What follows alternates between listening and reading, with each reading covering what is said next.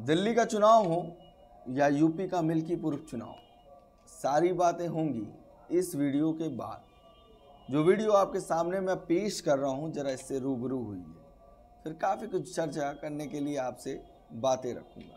पहले ये देखिए खास वीडियो। पार्टी इंडिया ब्लॉक की मेंबर होने के बाद उन्होंने फेवर किया आम आदमी पार्टी को दिल्ली के चुनाव में। आप कैसे? देखो साहब, हो सकता है अखिलेश जी को लगता हो कि जो इन्होंने शराब नीति की वो बड़ी बढ़िया रही हो, कि हम शराब नीति इनसे सीख लें। इन्होंने जिस तरीके से आलीशान मकान बंगला बनाया, उनको भी लगता हो यार ऐसा मेरा क्यों नहीं घटता उत्तर प्रदेश में। आदमी किसी का राजनीति में साथ देता है तो उसकी नीतियों में साथ देता है ना। तो अखिलेश जी को लगता होगा यार मैं भी ऐसे ही आलीशान महल बनाऊंगा, मैं भी इस तरीके की शराब नीति बनाऊंगा उत्तर प्रदेश में। तो ठीक है, उनको ये सब लगता है, तो हम भी उत्तर प्रदेश की जनता से देखेंगे जब क्या होगा आगे। सवाल ये उठता है कि सैफ अली खान, सलमान खान या बाबा सिद्दीकी, मुंबई की हालत खराब है, इसमें कोई दो राय नहीं है कि मुंबई के अंदर लॉ एंड ऑर्डर की स्थिति बहुत खराब है। लेकिन मुंबई की लॉ एंड ऑर्डर के ऊपर आप बोलने का काम कर रहे हैं, लेकिन दिल्ली के लिए बोलना नहीं चाहते। और आज आपने सैफ अली खान का नाम लेकर के दिल्ली के अंदर मुसलमान वोटों को साधने की कोशिश की। जब जहांगीरपुरी के अंदर दंगा हो रहा था और खुलेआम गोलियां चल रही थी, और जहांगीरपुरी दंगे के नाम के ऊपर जो दिल्ली के अंदर हो रहा था उसके ऊपर एक लफ्ज नहीं बोलेंगे, तब तो आप मुख्यमंत्री थे। अगर मुख्यमंत्री रहते हुए जाकर के जहांगीरपुरी के अंदर बैठ जाते तो जहांगीरपुरी के अंदर इतना नुकसान ना हुआ होता। आपने घर से बाहर निकालना भी मुनासिब नहीं समझा। बिल्किस बानो मामला, जब उसके कातिलों को फूल मालाएं फैलाई जा रही थी तो आपके नेता जवाब देने से भी बचते हुए नजर आ रहे थे, क्योंकि मुसलमान के नाम पर बोलेंगे तो दिक्कत हो जाएगी। सीए एनआरसी में जब बच्चों के ऊपर जामिया के अंदर लाठी चलाई जा रही थी तो आप एक लफ्ज बोलने को तैयार नहीं थे, जब तो आप संवैधानिक पद पर थे। ये दिल्ली के ही मुसलमान थे जिनके ऊपर लाठी चल रही थी, ये दिल्ली के ही मुसलमान थे जिनके गोली मारी जा रही थी, ये दिल्ली के ही मुसलमान थे जिनके घरों को खाक किया जा रहा था। तो दिल्ली के मुसलमान की चिंता आपको नहीं हुई। निजामुद्दीन मरकज के ऊपर जब ताला लगाने का काम हुआ तो आप मुख्यमंत्री थे,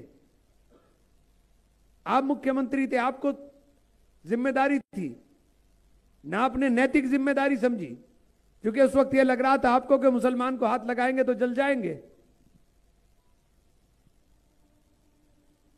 आपके विधायक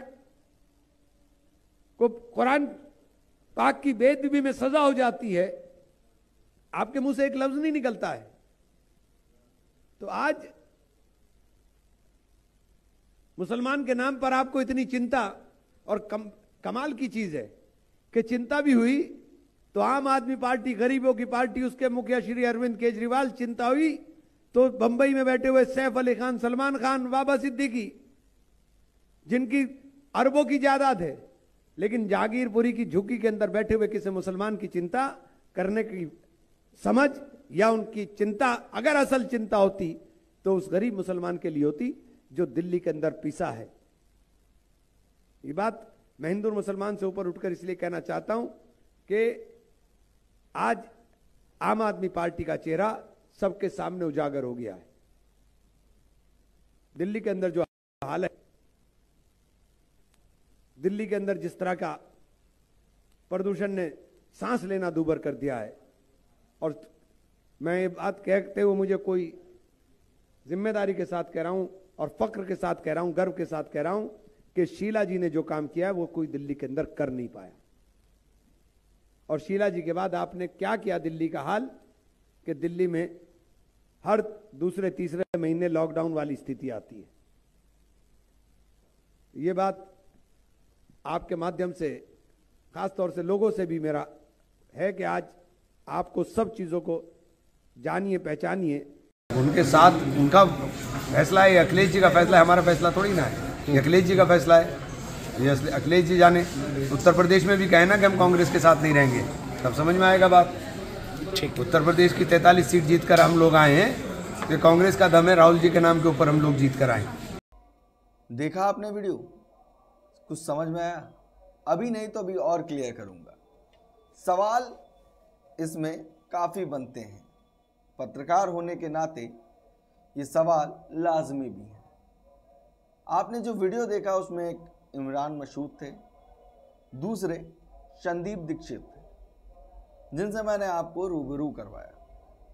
ये दिल्ली के चुनाव हैं और दिल्ली का चुनाव काफ़ी कुछ बयां कर रहा है, फिर चाहे वो यूपी का रास्ता हो या पुरानी चर्चा हो।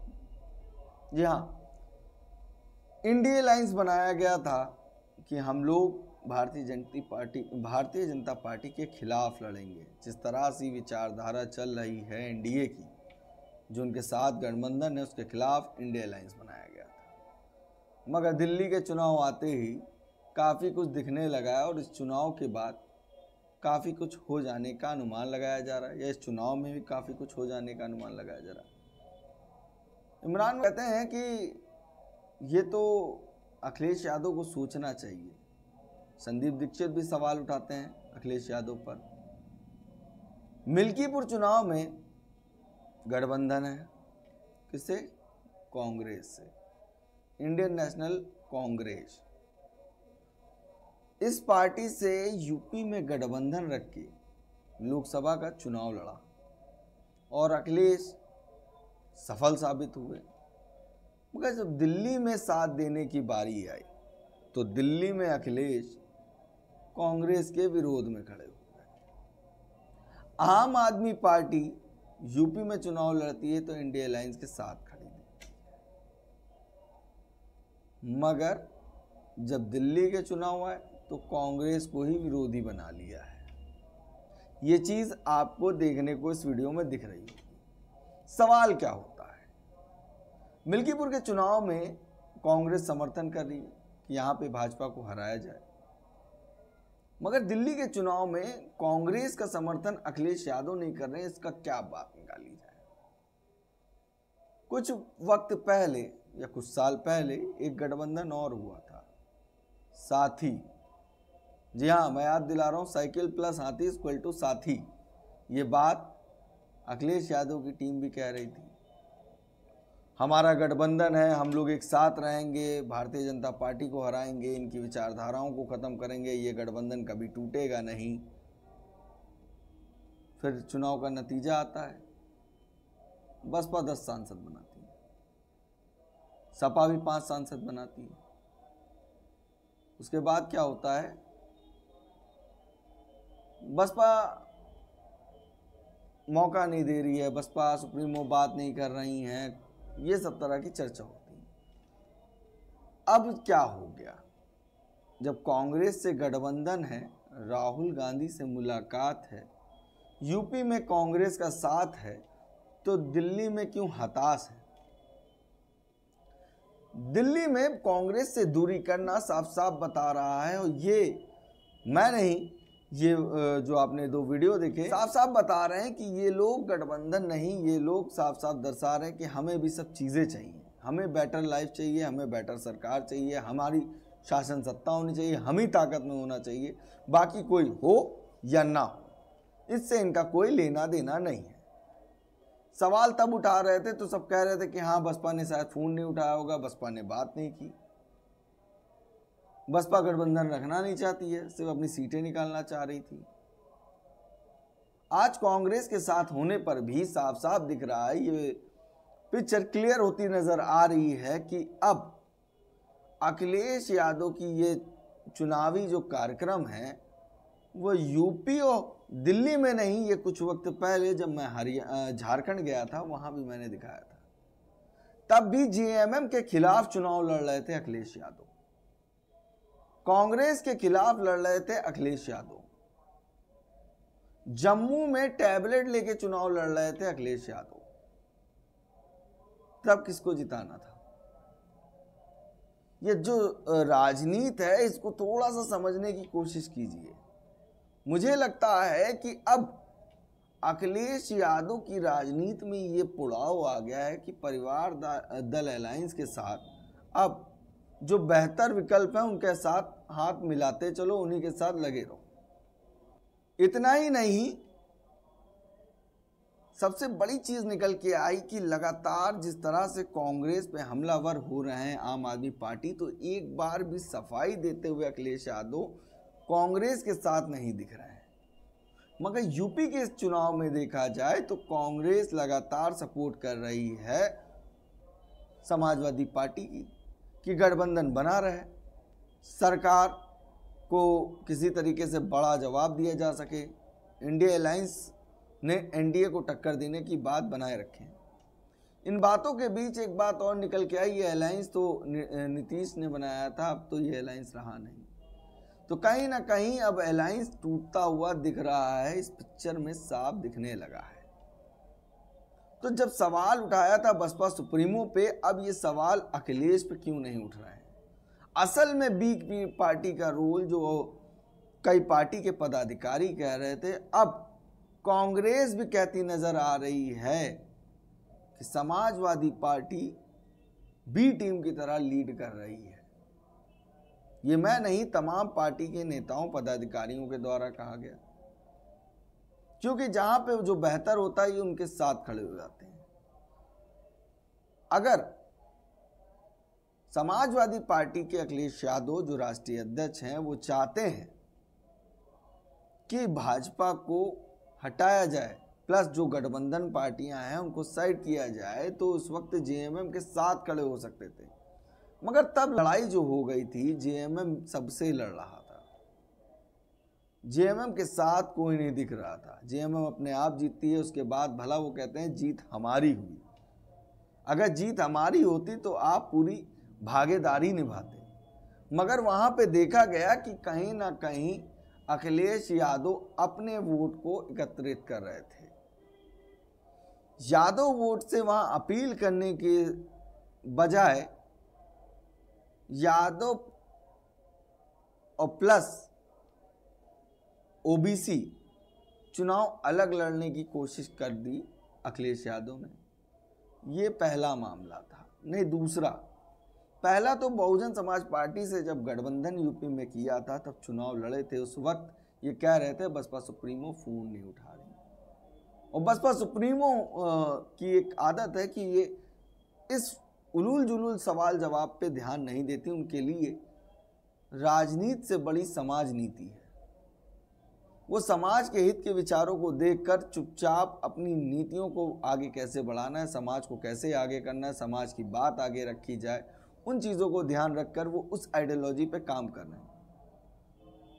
बहुजन समाज पार्टी मिशन पे काम करती है, इसीलिए इस तरह के पोस्टर वॉर या तमाम बयान नहीं देती थी।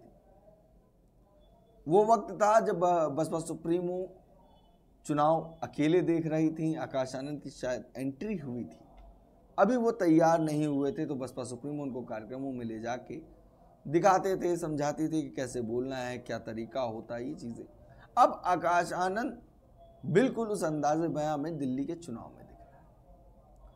आकाश आनंद पूरे फायर हैं आम आदमी पार्टी पे, खुलकर बैटिंग कर रहे हैं आम आदमी पार्टी पर, और साफ साफ जिस तरह से लगातार चुनाव में बसपा सीधी फाइट कर रही है, अकेले चुनाव लड़ रही है, वही नीति पे काम आकाश आनंद कर रहे हैं। मगर यहाँ तो गठबंधन था, मगर ये चीज़ अब देखने को मिल रही कि ये गठबंधन अब साथ नहीं दिख रहा है, एक सुर में गाना नहीं गाया जा रहा है। तो जब एक सुर में गाना नहीं गाया जाएगा तो उस राग को कोई सुनना भी नहीं पसंद करेगा, और वही चीज़ दिख रही है दिल्ली के चुनाव में। अब देखने वाली बात होती है क्या ये जो सुर बदल गए हैं सभी के, कितने दिन में ये गठबंधन टूटेगा। मगर बात कर ले कांग्रेस की, तो कांग्रेस में तमाम ऐसे नेता हैं जिन्होंने बसपा सुप्रीमो को जन्मदिन की बधाई दी, और जब ये इंडिया अलायंस का गठबंधन बना था तभी ये कांग्रेस के जो अंदर पार्टी के नेता हैं, जो कोर वोटर हैं और खासकर जो पार्टी में काम करते हैं तन मन धन से, वो ये चाहते थे कि सपा से बेहतर है बसपा से गठबंधन हो। यूपी के चुनाव में बसपा का जो कोर वोटर है वो बिल्कुल अड़िग है, वो बसपा के साथ खड़ा हुआ है और उस वोट को कोई तोड़ नहीं सकता। ये चीज़ देखी गई। मगर कांग्रेस में जो खलबली मची है वो साफ साफ दर्शा रही है कि किस तरीके से समाजवादी पार्टी, आम आदमी पार्टी और कांग्रेस तीनों की बोलचाल अलग हो गई है और दिल्ली के चुनाव में अलग लड़ना है।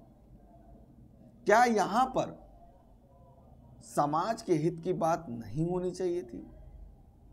क्या दिल्ली की जो लड़ाई है उसको बेहतर नहीं लड़ा जा सकता था साथ में? बातों में एक बात निकल के आई, अखिलेश का स्टैंड यहां पर भी कांग्रेस के साथ नहीं है।